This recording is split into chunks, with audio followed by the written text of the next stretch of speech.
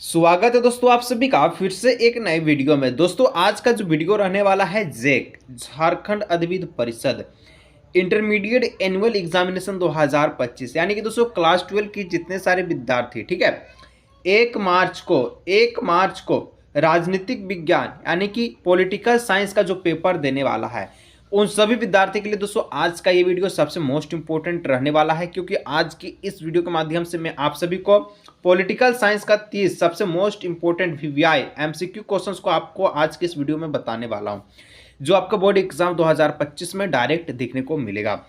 इसलिए दोस्तों आप लोग वीडियो को पूरा अंत तक देखिएगा। पूर्णांक इसका एमसीक्यू का 30 है और बाकी 50 नंबर का आपका जो है सब्जेक्टिव एग्जाम लिया जाएगा। ठीक है, तो चलिए हम लोग फाइनली वीडियो को शुरू करते हैं। दोस्तों सबसे पहले यहाँ पर आप लोग देख सकते हैं लिखा गया है खंड आ माने खंड ए। ठीक है, खंड ए का प्रश्न क्या है तो एमसीक्यू है, आपको पता है, और टोटल ये आपका 30 गो एमसीक्यू क्वेश्चन पूछेगा। तो सबसे पहला क्वेश्चन आपसे पूछता है, ठीक है, वार्सा पैक्ट कब हुआ? वार्सा पैक्ट कब हुआ था, यानी कि when was the Warsaw Pact signed. तो जो वार्सा पैक्ट हुआ था दोस्तों ये आप सभी का 1955 ईस्वी में हुआ था। कब? 1955, यानी कि ऑप्शन नंबर ए इसका हो जाएगा बिल्कुल सही और सटीक आंसर।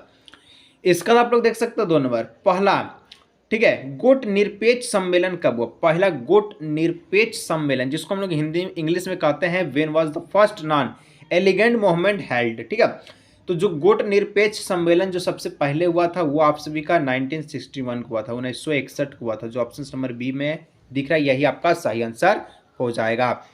इसका आप लोग देखिएगा 3 नंबर क्वेश्चन करता है, सोवियत संघ के विभाजन के बाद, सोवियत संघ का जब विभाजन हुआ था, जब वो डिस्ट्रीब्यूट हुआ था, जब वो बटा था, तब दोस्तों रूस का प्रथम निर्वाचित राष्ट्रपति कौन बना था? जब सोवियत संघ का विघटन हुआ, ठीक है, विभाजन हुआ, तो रूस का प्रथम निर्वाचन राष्ट्रपति के रूप में किसे सम्मानित किया गया है, कौन बना था? तो 3 का जो बिल्कुल सही आंसर ऑप्शन नंबर जो है बी इसका हो जाएगा सही आंसर। ठीक है, चलिए इसके बाद दोस्तों 4 नंबर क्वेश्चन, यूरोपीय आर्थिक सहयोग संगठन की स्थापना कब हुई? यूरोपीय आर्थिक सहयोग, जितने भी यूरोप में जो निवासी था, ठीक है, उनके लिए एक संगठन निकाला गया था जिसका नाम था यूरोपीय आर्थिक सहयोग संगठन। इसका जो स्थापना हुआ था दोस्तों ये आप सभी का कब स्टैब्लिश किया गया था? तो ये आप सभी का 1948 में। कब? भारत एक साल जब आज़ाद हुआ उसके बाद में ये आपका यूरोप में लागू किया गया था। ठीक है, संगठन किया गया था, ऑप्शन नंबर बी इसका हो जाएगा बिल्कुल सही आंसर। इसका आप लोग देख सकते हैं क्वेश्चन नंबर 5, कौन आसियान का सदस्य नहीं है? तो आसियान का सदस्य कौन नहीं था? देखिए सबसे पहले आपको ऑप्शन देखिए, इंडोनेशिया आसियान का सदस्य था कि नहीं था? ठीक, आपका फिलीपींस ये भी आपका सदस्य था, सिंगापुर भी आपका सदस्य था, लेकिन श्रीलंका आपका सदस्य नहीं था।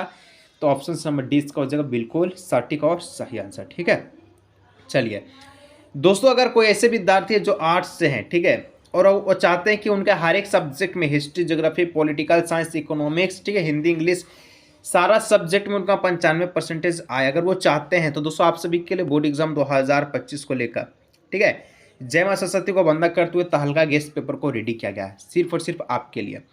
दोस्तों इस गेस्ट पेपर में आपको एमसीक्यू क्वेश्चन के साथ सब्जेक्टिव क्वेश्चन मिल जाएगा, साथ में दोस्तों हिंदी इंग्लिश दोनों मीडियम में क्वेश्चन अवेलेबल है बोर्ड एग्जाम 2025 के लिए, ऑफिशियली जेक के लिए। ठीक है, किसी को दोस्तों ये गेस्ट पेपर चाहिए तो आप लोग प्राइस जान सकते हैं। प्राइस इसका 1499, कितना? 1499, जो कि सबसे मोस्ट इंपॉर्टेंट प्राइस है और चीपेस्ट प्राइस है, बेस्ट क्वालिटी है। ठीक है, किसी को दोस्तों ये गेस्ट पेपर चाहिए, आपको क्या करना है तो यहाँ जो नंबर दिख रहा है, ठीक है, इस नंबर पर आपको व्हाट्सअप करना है। ठीक है, व्हाट्सअप करने के बाद आप लोग 99 रुपये पे कर लीजिएगा और आपको गेस्ट पेपर व्हाट्सअप पर ऑनलाइन क्या किया जाएगा, दे दिया जाएगा। तो आप लोग इस नंबर पर व्हाट्सअप कर सकते हैं।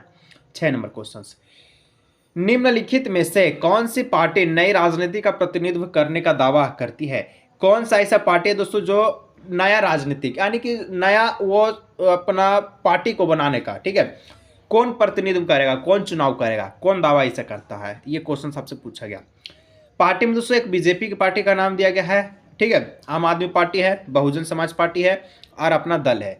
तो यहाँ पर अगर देखिएगा तो यहाँ पर भाजपा यानी कि जो बीजेपी जो मोदी का सरकार है, ठीक है, ये ऐसा पार्टी है जो बोलता है, क्या बोलता है कि नई राजनीति का प्रतिनिधित्व करने का क्या करती है तो दावा करती है, यानी कि क्लेम करने का ये पूरा पूरा ताकत रखता है। ठीक है, 7 नंबर, हरित क्रांति का संबंध है when who is the related, ठीक है, टू ग्रीन रिवॉल्यूशन। हरित क्रांति का संबंध किससे है? ठीक है, संबंध था किससे? स्वामीनाथन से, जवाहरलाल नेहरू से, गांधी जी से, या फिर कई नहीं से। तो हरित क्रांति बेसिकली आपका स्वामीनाथन से संबंध था, यानी ऑप्शन नंबर फर्स्ट ए इसका हो जाएगा सही आंसर। 8 नंबर, राष्ट्रीय निर्माण की चुनौती है challenge to national building is, ठीक है। राष्ट्रीय निर्माण की चुनौती कौन है? तो राष्ट्र निर्माण की जो चुनौती है दोस्तों, यहाँ पर भाषा कभी नहीं होता, संविधान भी नहीं, न सरकार होता है। तो यहाँ पर ऑप्शन नंबर डी हो जाएगा, इनमें से कोई नहीं। इसके बाद आप लोग देख सकते हैं 9 नंबर क्वेश्चन, संयुक्त राष्ट्र अमेरिका ने साम्यवाद के विस्तार को रोकने के लिए कौन, ठीक है, किन सैनिक समझौता तथा संगठनों का निर्माण किया? जो संयुक्त राष्ट्र अमेरिका जो है यूएसए है, ठीक है, ये आप सभी का साम्यवाद का विस्तार को रोकने के लिए, इसको रोकने के लिए, टालने के लिए किन सैनिक समझौता का संगठन किया था, ठीक है। उस सैनिक का नाम क्या, ये आपको पूछा गया है, ठीक है। ऑप्शन से नाटो है, सेंटो है और सिंटो है, या फिर सभी। तो 9 का ऑप्शन नंबर जो है ए है नाटो। नाटो जो एक सैनिक होता है, ठीक है, जो कि बहुत ही पावरफुल होता है, आप लोगों को पता होगा। 10 नंबर, सोवियत संघ में कितने संघीय गणराज्य थे? तो सोवियत संघ में अगर टोटल गणराज्य की बात की जाए दोस्तों, यहाँ पर टोटल 15 हो जाएगा, 15, ठीक है, ऑप्शन नंबर बी। आगे देखिएगा 11 नंबर क्वेश्चन, भारत के राष्ट्रपति प्रणब मुखर्जी ने 2 जून 2015 के किस पूर्व सोवियत देश की यात्रा की थी? जो भारत का पूर्व प्रधानमंत्री, ठीक है, राष्ट्रपति सॉरी, जिसका नाम था ठीक है, प्रणब मुखर्जी, जो कि 2015 के राष्ट्रपति थे। तो ये पूर्व सोवियत देश की कौन सी यात्रा की थी, तो आपको बताना है, ठीक है। तो 11 का दोस्तों जो सटीक जो आंसर होगा ऑप्शन नंबर हो जाएगा ए, ठीक है, बेलारस, ठीक है, बेलारस। इसके बाद आप लोग देखिए 12 नंबर, ठीक है, 1969 यानी 1969 में कांग्रेस के विभाजन के समय उसका अध्यक्ष कौन था? 1969 की बात की जा रही है, और उसका समय जो कांग्रेस के विभाजन जब हुआ था, तो दोस्तों उसका अध्यक्ष कौन बना था, कौन था? तो यहाँ पर अगर आप लोग देखिएगा तो के कामराज नहीं, ये आपका ऑप्शन नंबर बी हो जाएगा, निज लिंगम्पा, ऑप्शन नंबर बी। 13 नंबर, आपातकाल की, ठीक है, ज्यादतियों की जांच करने के लिए निम्न में से कौन आयोग गठित किया गया? आपातकाल आपको पता होता है, ठीक है, जो कि अगर आप लोग देखिएगा ट्रेन में सफर कीजिए, उसके लिए खिड़की भी अलग से दिया जाता है आपातकाल के लिए, ठीक है, इमरजेंसी जिसको बोला जाता है, ठीक है। तो आपातकाल की जातिया की जो जांच करने के लिए इनमें से कौन सा आयोग गठित किया गया इमरजेंसी के लिए? तो इमरजेंसी के लिए जो आयोग गठित किया था उसका नाम था, ठीक है, ऑप्शन नंबर बी, शाह आयोग, ठीक है। चलिए आगे बढ़ते हैं 14 नंबर। 14 नंबर दोस्तों कहता है कि 1952 से 1967 के बीच भारतीय राजनीति में किस पार्टी का वर्चस्व रहा? 1952 से 1967 कितना साल का अंतर है, आप लोग पहले निकालिए इसको, ठीक है। कितना साल का अंतर है? इधर हो गया 8, ठीक है, और इधर हो गया 7, टोटल 15 साल। 15 साल का अंतर के बीच भारतीय राजनीतिक में किस पार्टी का वर्चस्व रहा, ठीक है, किसका बोलबाला रहा? तो यहाँ पर जो सही आंसर हो जाएगा वो आपका कांग्रेस का हो जाएगा, ऑप्शन नंबर ए है, ठीक है। 15, कौन सी रेखा भारत और बांग्लादेश के बीच सीमा निर्धारित करती है? कौन सी रेखा भारत और बांग्लादेश के बीच के जो सीमा को निर्धारित करती है? तो यहाँ पर जो 15 है दोस्तों, इसका ऑप्शन नंबर हो जाएगा सी नंबर, ठीक है, रेड क्लिप्स लाइन, ठीक है। चलिए इसके बाद आप लोग देखिए 16 नंबर क्वेश्चन, ठीक है, यहाँ पर ये आपका आधा हो चुका है, 15 और क्वेश्चन आपका बचा हुआ है जो कि एमसीक्यू का। भारत का पहला उप प्रधानमंत्री कौन था? उप प्रधानमंत्री कौन था? प्रधानमंत्री तो आपको पता है जवाहरलाल नेहरू। उप प्रधानमंत्री की बात की जाए तो ये आप सभी का सरदार वल्लभ भाई पटेल, ऑप्शन नंबर बी, ठीक है। और इनका एक नारा था, अगर कोई नारा इनका याद है तो आप लोग नीचे कमेंट कर सकते हैं। 17 नंबर, संयुक्त प्रगतिशील गठबंधन का नेतृत्व किस पार्टी द्वारा किया जा रहा है? संयुक्त प्रगतिशील गठबंधन का नेतृत्व किस पार्टी के द्वारा किया जा रहा है? तो जो पार्टी के द्वारा किया जा रहा है उसका नाम है Congress party, option number C, ठीक है।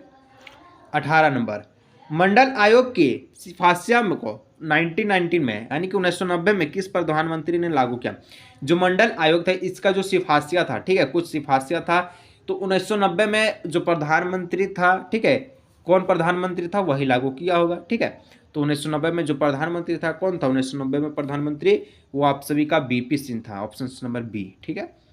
19 नंबर, आपातकालन के दौरान, इमरजेंसी के दौरान नवनिर्माण आंदोलन का नेतृत्व किसने किया था? आपातकालन के दौरान नवनिर्माण आंदोलन का नेतृत्व कौन किया था? यानी कि कौन इसके खिलाफ आवाज उठाया था, ठीक है, ये आप लोग जान सकते हैं। तो यहाँ पर Jayaprakash Narayan, option number C. इसका 20 नंबर, नीति आयोग का पदेन अध्यक्ष कौन था? नीति आयोग का पदेन अध्यक्ष कौन था, ये क्वेश्चन पूछा जा रहा है। और इसका जो बिल्कुल सटीक आंसर है ऑप्शन नंबर सी ही हो जाएगा, प्रधानमंत्री, ठीक है। ऑप्शन नंबर 20 का ऑप्शन नंबर सी, हाँ प्रधानमंत्री। 21 नंबर, स्वतंत्र भारत का प्रथम विधि मंत्री कौन था? स्वतंत्र भारत का प्रथम विधि मंत्री, स्वतंत्र भारत, ठीक है, उसका प्रथम विधि मंत्री कौन था? तो 21 का जो करेक्ट आंसर हो जाएगा वो आप सभी का क्या हो जाएगा? तो B.R. अम्बेडकर, ठीक है, ऑप्शन नंबर सी। इसका 222 number question, Bharatiya Janata party का प्रथम अध्यक्ष कौन था? भारतीय जनता पार्टी जो था बीजेपी, इसका प्रथम अध्यक्ष कौन था? कौन इसका प्रथम अध्यक्ष था? तो आप लोगों को याद होना चाहिए, ठीक है। इसका जो प्रथम अध्यक्ष था वो अटल बिहारी वाजपेयी, जो कि 1999 के समय, ठीक है, ये जो है प्रधानमंत्री थे कहाँ का? भारत का। और इन्होंने ही भारतीय जनता पार्टी का अध्यक्ष का नेतृत्व किया था, आपको पता है, ठीक है। चलिए, और इसी का लीड अभी कौन कर रहा है? नरेंद्र मोदी। 23 नंबर, भारतीय संविधान का अनुच्छेद 317 किस राज्य से संबंधित था? भारत का एक दोस्तों संविधान है, भारतीय संविधान के अनुसार, ठीक है, 370 अनुच्छेद कौन सा राज्य से संबंधित है? तो ये अगर बात की जाए तो यहाँ पर दोस्तों ये आपका सिक्किम से नहीं था, नागालैंड से नहीं था, महाराष्ट्र से नहीं था, ठीक है, जम्मू एंड कश्मीर से था, ऑप्शन नंबर डी। 24 नंबर, 2000 में किस राज्य का निर्माण नहीं हुआ? 2000 में तो झारखंड का निर्माण हुआ था, ठीक है। कौन से राज्य का निर्माण नहीं हुआ? तो आपको पता होना चाहिए, छत्तीसगढ़ का निर्माण भी 2000 ईस्वी में हुआ और उत्तराखंड का भी। मिजोरम का निर्माण नहीं हुआ था, ऑप्शन नंबर डी हो जाएगा। 25 नंबर, 1948 में संयुक्त राष्ट्र संघ में कौन सी घोषणा अपनाई? 1948 में संयुक्त राष्ट्र संघ ने कौन सी घोषणा अपनाई? तो याद रखिएगा, इसका जो मानव अधिकार की सार्वभौम घोषणा, ऑप्शन नंबर ए अपनाई थी, ठीक है। 26, नवस्वतंत्र राज्यों को कहा जाता है, नवस्वतंत्र राज्यों को क्या कहा जाता है? तो इन राज्यों को कहा जाता है तृतीय विश्व, यानी कि थर्ड वर्ल्ड। आगे आप लोग देखिए 27 नंबर क्वेश्चन, संवैधानिक संकट कब उत्पन्न हुआ? तो संवैधानिक संकट जो है सबसे पहले ये कब उत्पन्न हुआ था, कब ये उभरा था? तो यह आप सभी का 1975 ईस्वी में उभरा था, ऑप्शन नंबर डी। इसका 28 नंबर को क्वेश्चन कहता है, जब 1975 में देश में आपातकालीन लागू किया गया तो भारत का राष्ट्रपति कौन था? तो 1975 के समय जो भारत का राष्ट्रपति था उसका वही आंसर हो जाएगा। तो 1975 के समय जो भारत का राष्ट्रपति था वो आप सभी का Fakhruddin Ali Ahmed, option number B, ठीक है। अब उसके बाद दोस्तों आप लोग देख सकते हैं, ठीक है, 29 नंबर क्वेश्चन कि बैंकों का राष्ट्रीयकरण किस वर्ष हुआ था? बैंकों का जो राष्ट्रीयकरण था दोस्तों, ये 14 बैंकों का राष्ट्रीयकरण, ठीक है, ये आप सभी का 1969 यानी कि 1969 में हुआ था, ऑप्शन नंबर बी हो जाएगा। दोस्तों अंतिम प्रश्न 30 नंबर, और फिर से बोले किसी दोस्तों 99 रुपये वाला गेस पेपर चाहिए तो दोस्तों आप लोग इस नंबर पर व्हाट्सअप करके गेस पेपर को परचेज कर सकते हैं, जो कि आपके बोर्ड एग्जाम के लिए बनाया गया है, ठीक है। समय दोस्तों बहुत ही ज़्यादा कम है, आगे बढ़ते हैं। संयुक्त राष्ट्र संघ के वर्तमान महासचिव कौन थे? तो यहाँ पर ऑप्शन समझिए, ठीक है, एंटोनियो गुटेरस। इस प्रकार से दोस्तों आज का जो वीडियो है समाप्त होता है। और अगर आपको अधिक प्रकार का चीज़ चाहिए, जैसे सब्जेक्टिव ऑब्जेक्टिव, अगर आपको पढ़ने में सहायता चाहिए, सब चीज़ एक ही चीज़ में चाहिए, तो दोस्तों आप इस गेस्ट पेपर को ले सकते हैं। ये जो गेस्ट पेपर आपके लिए रामबाण साबित होने वाला है। इस गेस्ट पेपर में आप जो चाहते हैं वो आपको मिल जाएगा और आराम से आप लोग 95% नंबर ला सकते हैं। किसी को चाहिए इस नंबर पर व्हाट्सअप कीजिए। मैं मिलता हूँ किसी और भी नए वीडियो